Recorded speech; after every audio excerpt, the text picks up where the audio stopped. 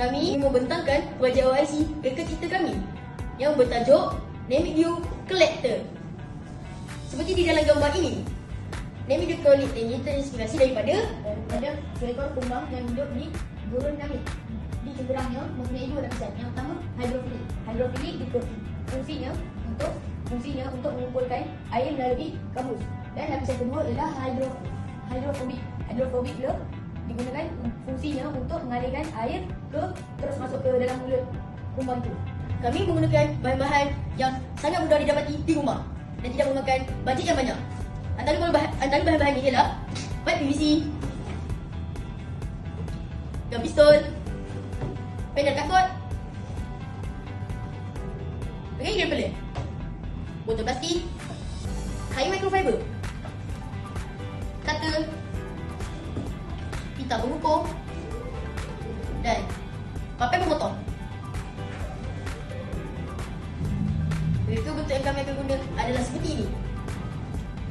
Ini panel cardboard akan kami letak dan itu dah dipotong untuk mengikuti supaya air mengikuti alur dan terus masuk ke dalam corong. Corongnya akan terus di bawah ke dalam botol plastik dan akan digunakan untuk diminum. Bintik-bintik ini adalah lapisan hidrofilik yang seperti kumbang tadi. Lapisan hidrofilik ini akan menangkap air dari gambus lembut. Dan apabila berat, dia akan jatuh melalui lapisan hidrofobik yang telah diletak di inner plate. Kita akan potong cardboard ini menggunakan cutter yang dihaskan untuk memotong cardboard ini.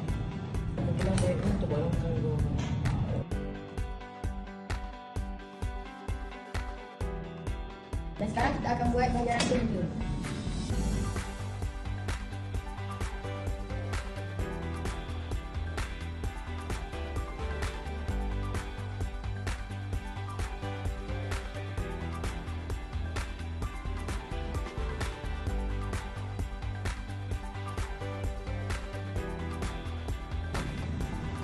Sesuaikan elbow joint ini pada 45 darjah.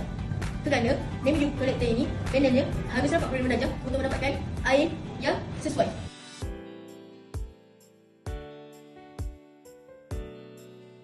Gunakan board ni sebagai tapak untuk letak stand panel.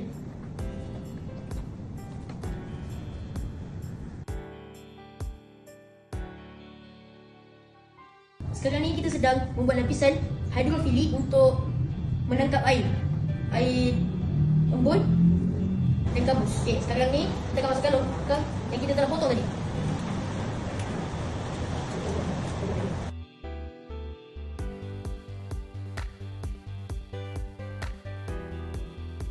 Air itu akhirnya akan jatuh di sini dan terus masuk ke dalam corong botol plastik. Makan sampai yang benda ni menggunakan kain microfiber dekat meja tu sekali.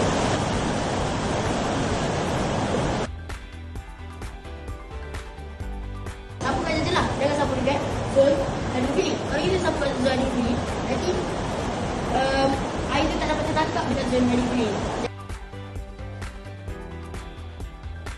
Sampai sini sajalah video kami. Semoga ianya bermanfaat untuk kehidupan seharian. Sudah belajar? Sila komen dan share. Sekian, terima kasih. Assalamualaikum warahmatullahi wabarakatuh.